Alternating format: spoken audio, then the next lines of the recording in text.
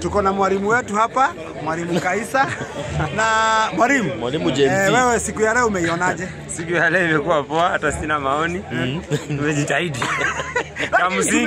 Cha msingi tumepiga mother parish. Kabisa.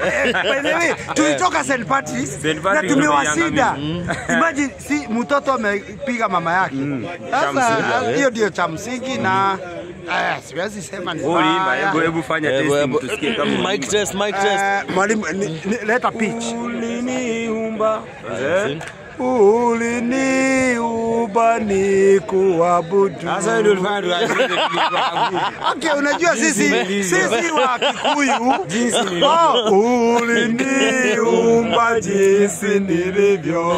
Ninakushukuru wewe kwa kuwa umeniumba na pendeza. Nitayainua macho yangu nitazame milima, msaada wangu mimi utatoka wapi? Msaada wangu ni kwa Bwana aliyezifanya mbingu na nchi. Yeye hataacha Mungu wangu usongeze, wala kuniacha nianguke. Hakika Bwana Mungu ana mpango mwema kwetu, mpango wa kutuimarisha.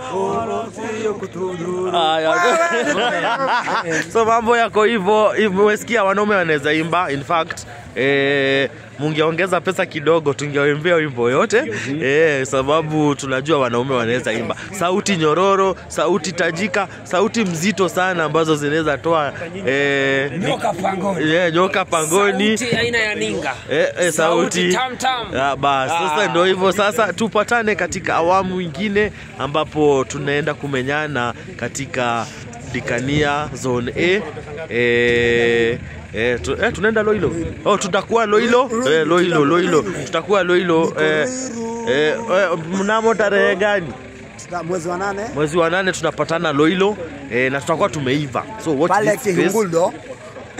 Sasa huyu ni wakina nani?